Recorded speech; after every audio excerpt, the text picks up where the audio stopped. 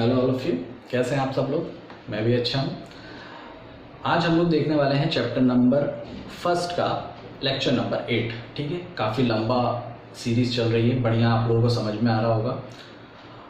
आज हम लोग देखने वाले हैं कि इलेक्ट्रिक फ्लक्स क्या होता है।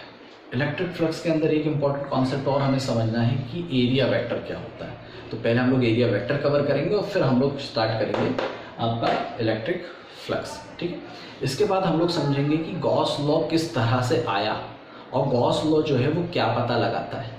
ठीक है, तो welcome to my channel MV classes. चलिए हम लोग स्टार्ट करते हैं। इलेक्ट्रिक फ्लक्स अगर हम समझें तो इलेक्ट्रिक फ्लक्स को एक्सप्लेन करने से पहले हमें समझना पड़ेगा एरिया वेक्टर। एरिया वेक्टर, ठीक। एरिया वेक्टर वैसे तो 2D रिप्रेजेंटेशन है, लेकिन हम इसे 3D बॉडी पे भी रिप्रेजेंट कर सकते हैं। इसको हम लोग 3D बॉडी पे भी रिप्रेजेंट कर सकते हैं। एरिया वेक्टर 2D रिप्रेजेंटेशन है, लेकिन हम 3D पे भी इसको रिप्रेजेंट कर सकते हैं। सर एक्चुअली में ये एरिया वेक्टर क्या है? ठीक है,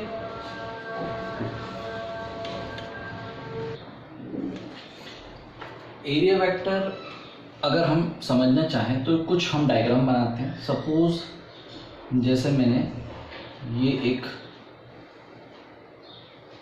2D प्लेन आपको बना के दिया है।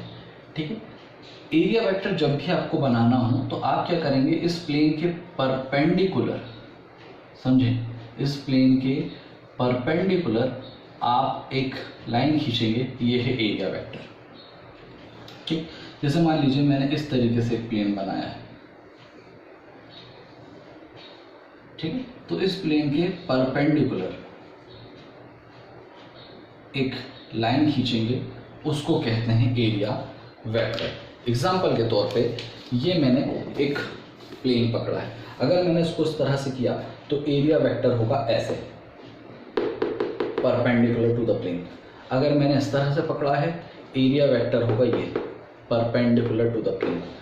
अगर पकड़ा है मैंने इस तरह से तो एरिया वेक्टर होगा perpendicular to the plane. That means area vector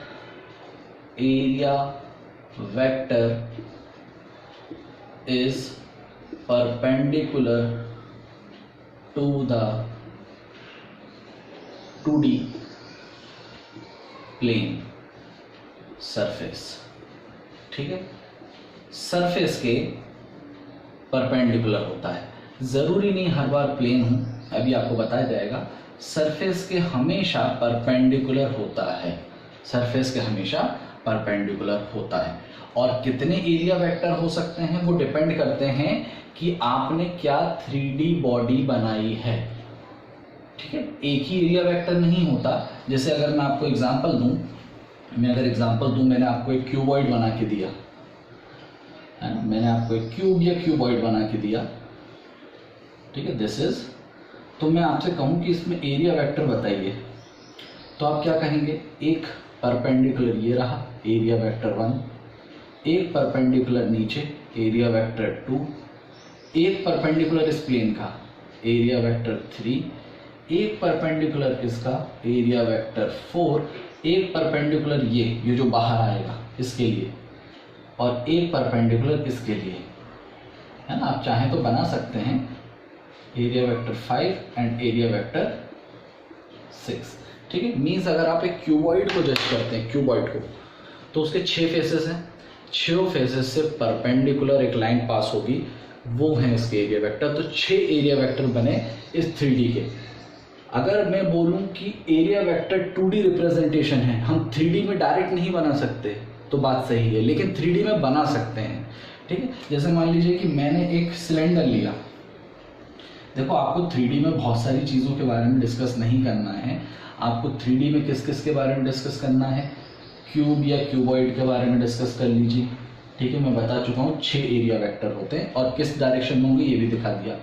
आप डिस्कस कर लीजिए सिलेंडर, आप डिस्कस कर लीजिए सिलेंडर, अभी मैं आपको बता देता हूँ। फिर इसके बाद आप डिस्कस कर लीजिए sphere.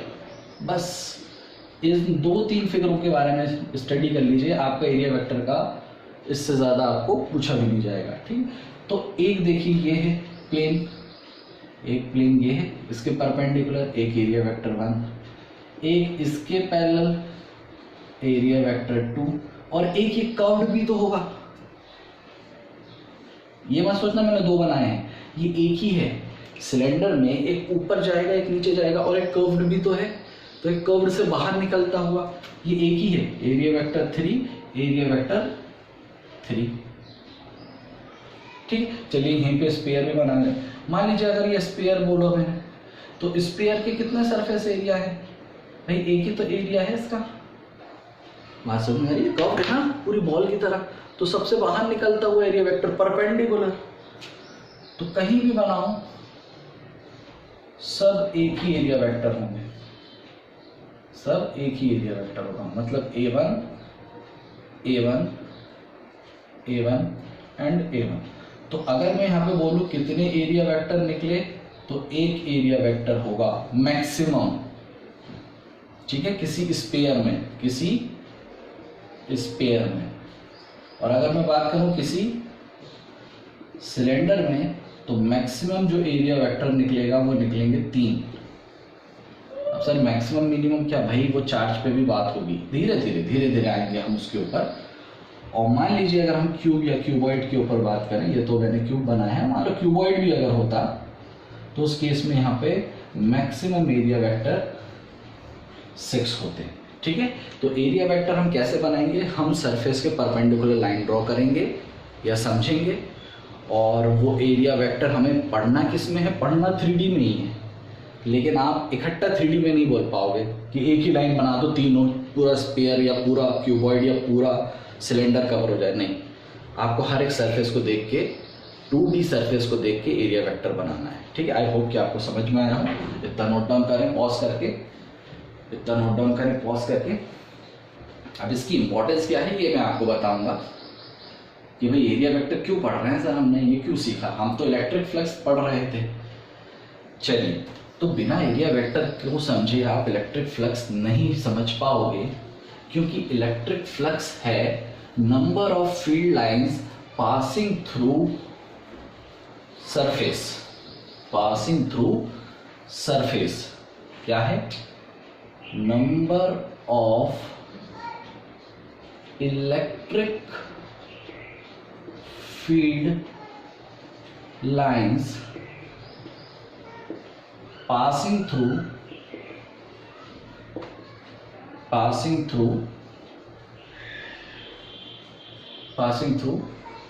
closed surface, passing through closed surface। जितनी भी electric field lines close surface से पास होंगी वही है इलेक्ट्रिक फ्लक्स। क्या मतलब है? देखिए डायग्राम देखिए। सपोज मैंने ये है ना एक प्लेन बनाया है, और ये मैं इलेक्ट्रिक लाइंस पास कर रहा हूं।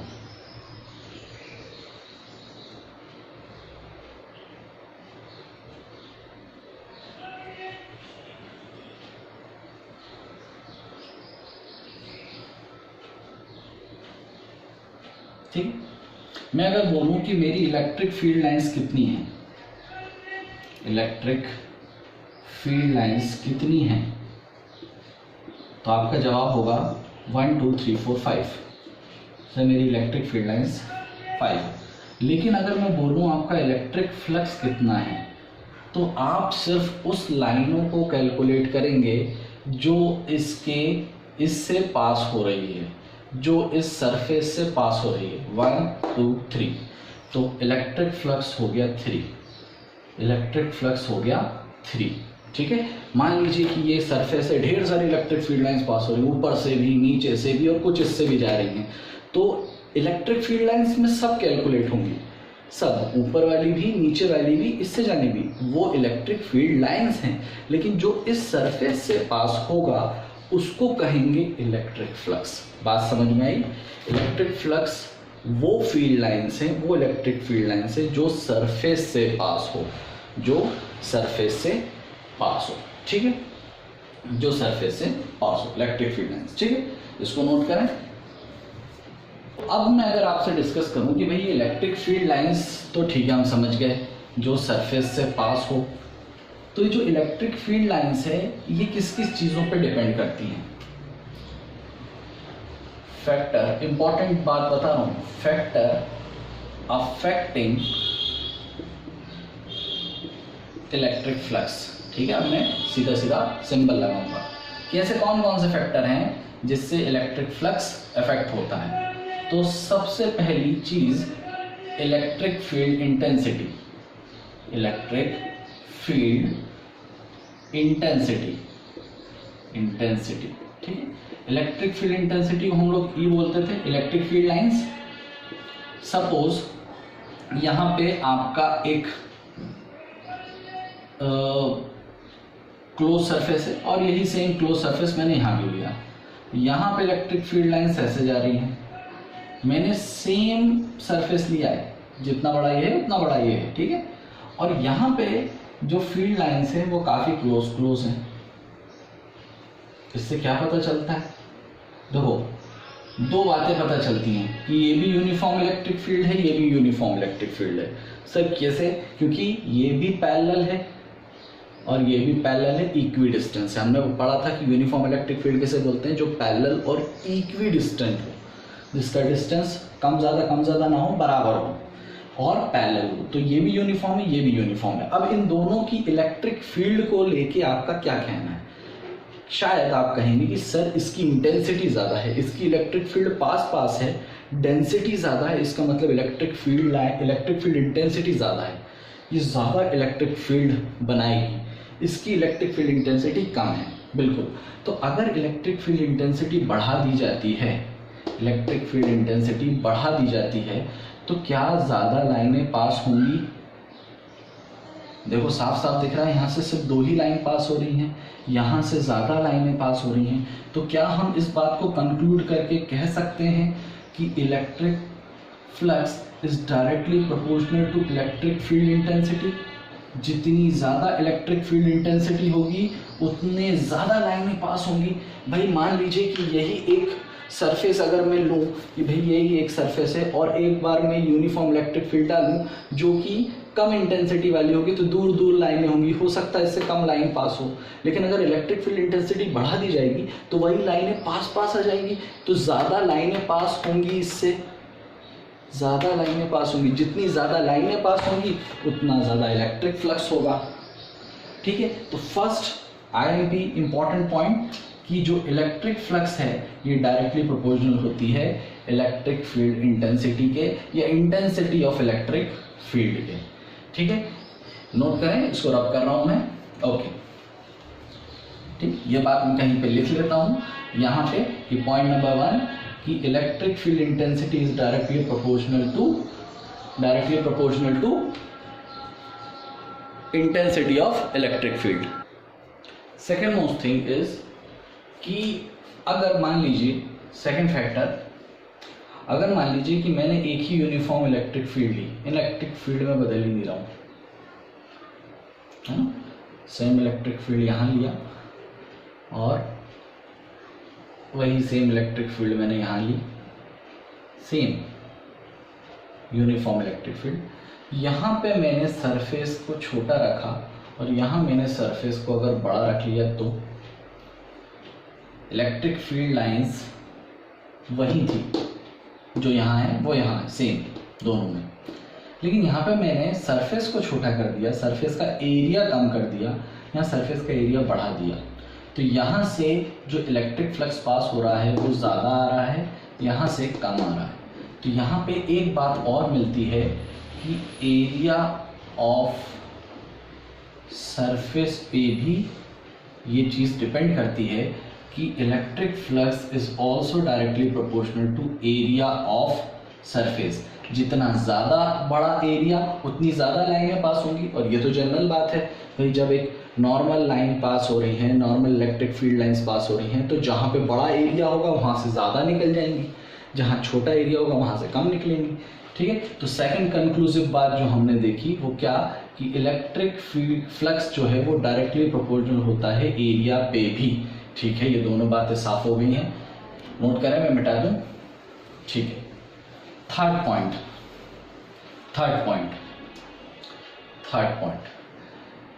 अब यहां पे देखिए, मैंने एक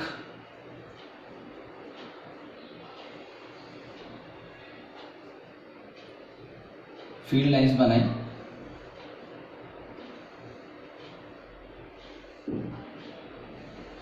ठीक, इसको थोड़ा सा 3D में ज़ूम करना पड़ेगा आपको, तब इसकी फीलिंग आएगी आपको। ठीक है, सेम इलेक्ट्रिक फील्ड लाइंस यहां बनाई, सेम इलेक्ट्रिक फील्ड लाइंस यहां बनाई, सेम इलेक्ट्रिक फील्ड लाइंस ये भी बनी। ठीक है, तो यहां पे मैंने इसको ऐसा रखा, और यहां पे अगर मैं इसको ऐसे टिल्ट कर दूं, टिल्ट करने का मतलब इसको मान लीजिए कि मैं ऐसा कर दूं, ऐसा, फिर ऐसा, ठीक है, और फिर मैं इसको वापस वैसा ही रख दूं। अच्छा, क्या मतलब है, देखिए बेटा समझिए इसको। पहली बार मैंने इलेक्ट्रिक फील्ड लाइंस बदली तो आपको समझ में आ गया कि हाँ, इलेक्ट्रिक फील्ड लाइंस स्ट्रॉन्ग होगी तो ज़्यादा लाइनें पास होंगी, इलेक्ट्रिक फ्लक्स बढ़ेगा। ठीक है, बहुत ईजी। एरिया बढ़ाएंगे, इलेक्ट्रिक फील्ड लाइंस ज़्यादा पास होंगी, ज़्यादा इलेक्ट्रिक फ्लक्स बनेगा। ठीक है सर। तीसरी बात, मान लीजिए इस बार में ना ही इलेक्ट्रिक फील्ड बढ़ा रहा हूँ ना ही एरिया बढ़ा रहा हूँ, सेम इलेक्ट्रिक फील्ड और सेम एरिया। ठीक है, ये डायग्राम अगर नहीं समझ में आ रहा तो छोड़िए इसको, प्रैक्टिकल समझते हैं। ठीक है, same field lines same area. मैंने बुक को रखा है ऐसे, ठीक है, मैंने सरफेस को रखा है ऐसे, मेरी फील्ड लाइंस ऐसे जा रही हैं। ठीक है, मेरी फील्ड लाइंस ऐसे जा रही हैं, ऊपर से भी जा रही होंगी, नीचे से भी जा रही होंगी। ठीक है, तो मान लीजिए इसमें कुछ फील्ड लाइंस पास हुई, सपोज 4, ठीक है, सपोज 4 फील्ड लाइंस इससे पास हो गई। ठीक है, 1 2 3 4। ठीक, अब मुझे जवाब दीजिएगा, अगर मैं इसको थोड़ा टिल्ट कर दूं ऐसे, तो जो फील्ड लाइंस यहां से जा रही होती, इसके टेढ़ी करने की वजह से क्या वो उससे पास होगी? नहीं, वो मिस हो जाएगी ना। समझिए, जो फील्ड लाइंस इस पे पास हो रही थी, इसको टिल्ट करने से क्या वो अब इससे पास होगी? नहीं, वो तो इसके ऊपर से निकल जाएगी। मतलब अगर आपने अब इसको थोड़ा सा टिल्ट कर दिया, हाँ, इसको थोड़ा सा आपने टिल्ट कर दिया, तो हो सकता है ये फील्ड लाइंस ये जो आ रही थी ये इसके ऊपर से निकल जाए, ये नीचे वाली भी ऊपर से निकल जाए। अब सिर्फ 2 ही पास हो रही हैं।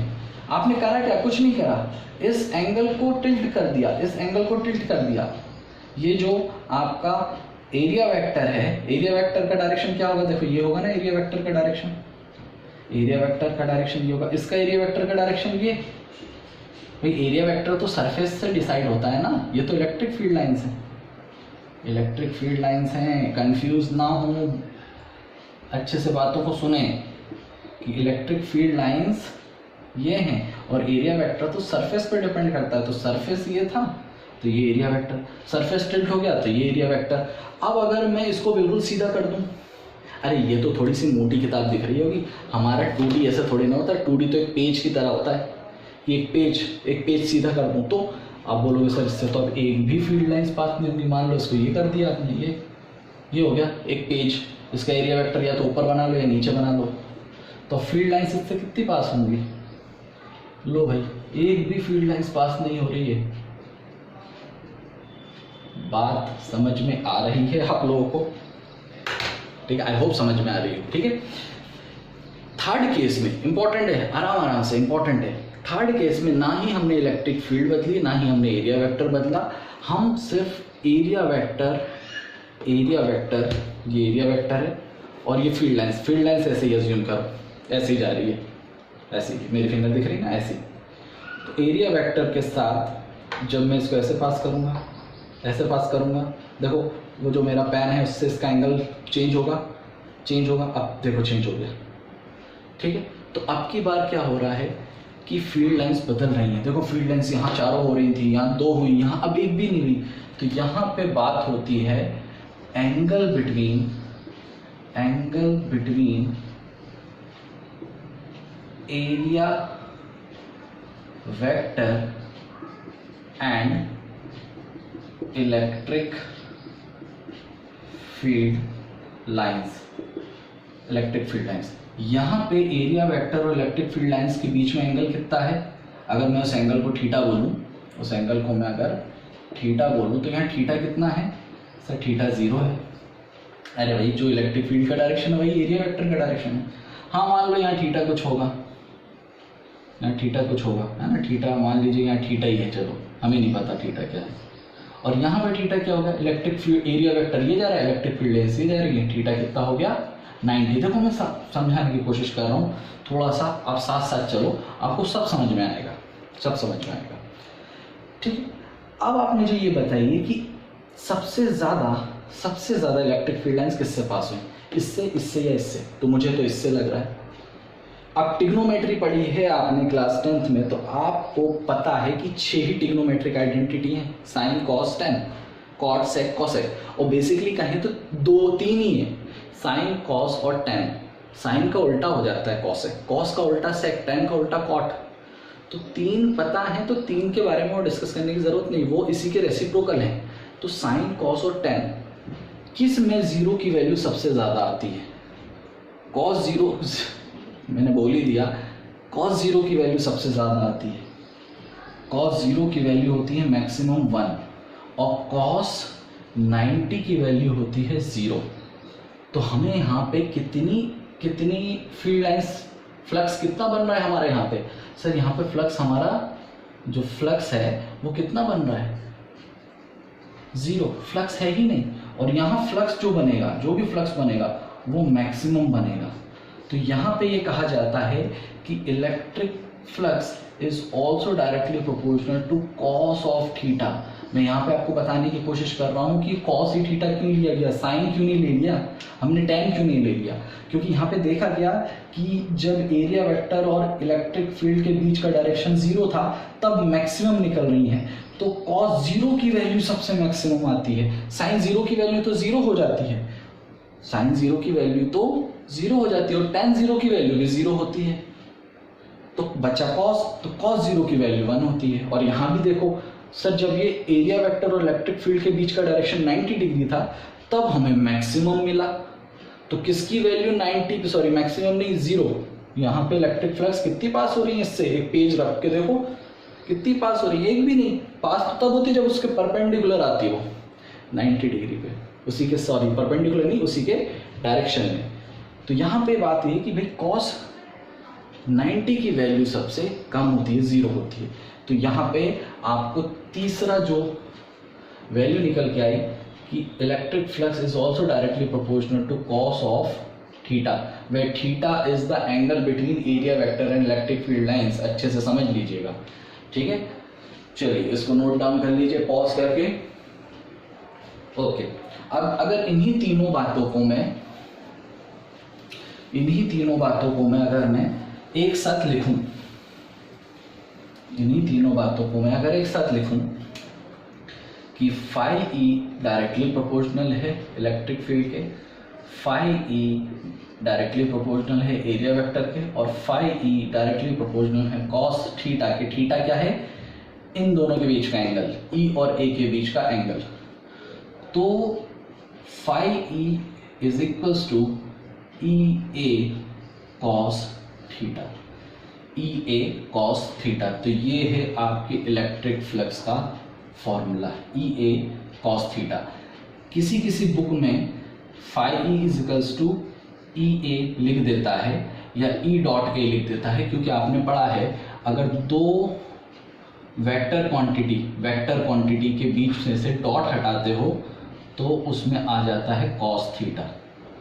ठीक है, अब कॉस थीटा हटाओगे तो डॉट प्रोडक्ट आ जाएगा। ठीक है, तो ई ए लिखना भी सही है, या अगर आप इसे डॉट ना लिख के सीधा ई ए लिख रहे हैं तो यहां पे कॉस थीटा की वैल्यू 90 होगी। देखिए आमतौर पे ऐसा होता है कि ई और ए का डायरेक्शन जो है, सॉरी कॉस 90 नहीं कॉस 0, ई और ए का डायरेक्शन सेम होता है। जैसे मैंने कहा कि भाई मैंने ये एक सिलेंडर लिया, इस सिलेंडर पे अगर ये सरफेस है तो इसका एरिया वेक्टर इधर जाएगा, और हमने अभी इलेक्ट्रिक फील्ड भी बनाई थी तो इलेक्ट्रिक फील्ड भी तो इसी डायरेक्शन में बन रही थी, और ई और ए का डायरेक्शन सेम है तो एंगल 0, तो उस केस में equals to phi equals to E A से भी आप काम चला सकते हो, लेकिन काम नहीं चलाना, हमें पूरा पढ़ना है। तो phi equals to E A cos theta याद रखेंगे, ये है आपका इलेक्ट्रिक फ्लक्स का फॉर्मूला, ठीक है। Phi equals to E A cos theta, और अगर आप इसे वेक्टर फॉर्म में लिखेंगे तो लिखें phi equals to E A, phi equals to E A, ठीक है। चलिए इसको रब कर देता हूं मैं।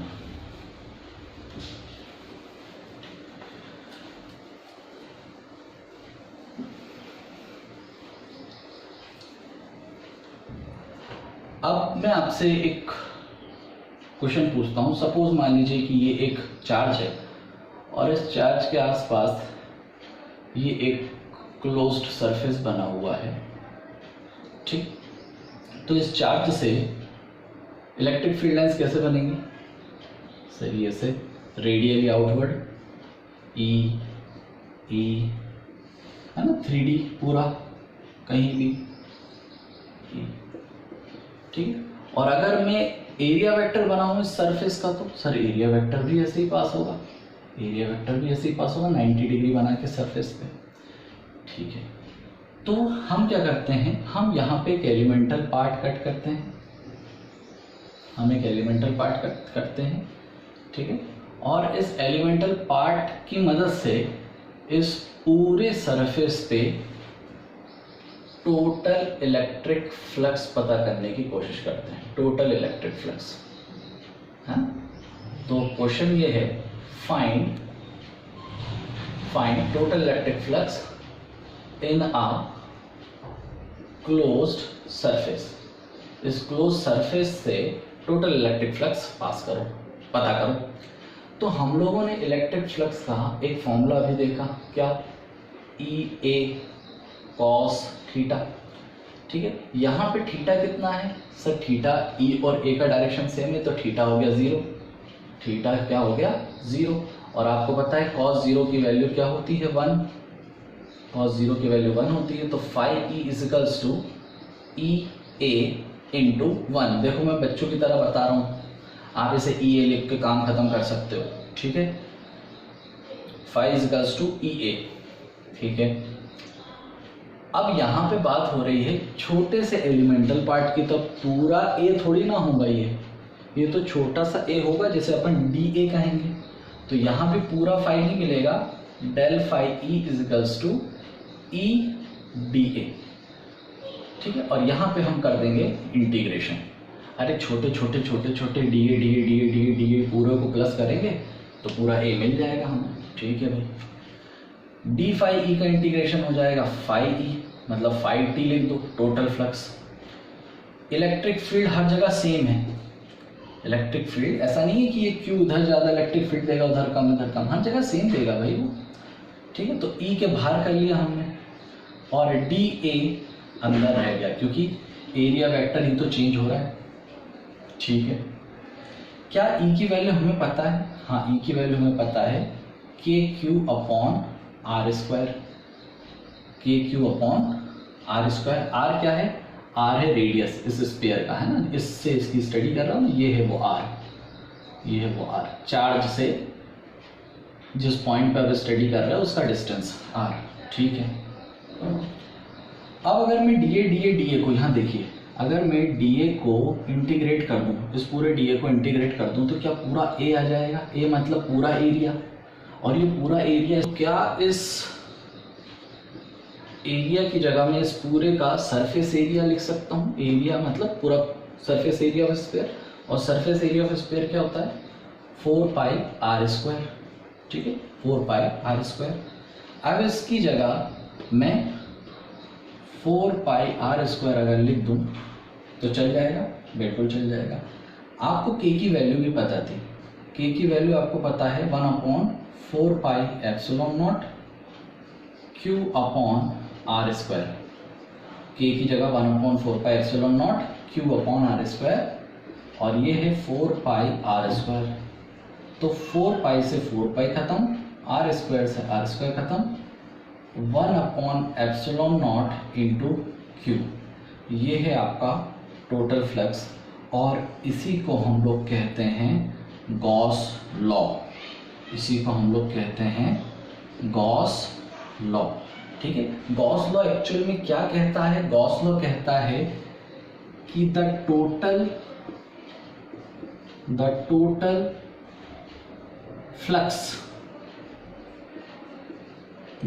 Flux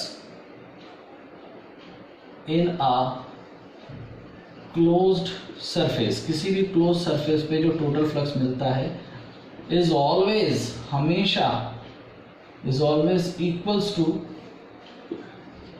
1/एप्सिलॉन times of total charge inside the conductor. Conductor के अंदर जितने भी चार्जेस हैं उसके 1/एप्सिलॉन टाइम्स होता है टोटल फ्लक्स। ठीक है, तो ये है आपका गॉस लॉ। पॉज करके इसको नोट कर लें। हमने क्या किया, आपके पास इलेक्ट्रिक फ्लक्स का फॉर्मूला था ई ए कॉस थीटा की वैल्यू 0, क्योंकि ई और ए का डायरेक्शन सेम है, इसकी वैल्यू आ गई 1, तो हमने लिखा ई ए। अब यहाँ पे ए से काम नहीं चलेगा क्योंकि हमने छोटा सा एलिमेंटल पार्ट लिया था, तो उसको हमने लिख दिया डी ए। ई बाहर कांस्टेंट है, डी फाई ई मिल जाएगा टोटल फ्लक्स। डी ए का हमने देखा तो डी ए का ए हो जाएगा, और ए की जगह हम लोग 4 पाई आर स्क्वायर लिख सकते हैं, क्योंकि surface area of sphere 4 pi R square होता है। 4 पाई आर स्क्वायर से 4 पाई आर स्क्वायर 1/एप्सिलॉन times into charge, that is your Gauss law. ठीक है, यहाँ तक आप लोगों ने देखा किस तरह से हम लोगों ने इलेक्ट्रिक फ्लक्स समझा, किस तरह से हम लोगों ने गॉस लॉ समझा। ठीक है, नेक्स्ट लेक्चर में हम लोग डिस्कस करेंगे कि गॉस लॉ क्या है, गॉसियन सरफेस क्या है, किस तरीके से हम गॉस लॉ को अप्लाई कर सकते हैं। ठीक है, तब तक आप लोग पुराना रिवाइज करते रहिए, पढ़ाई करते रहिए। All the very best.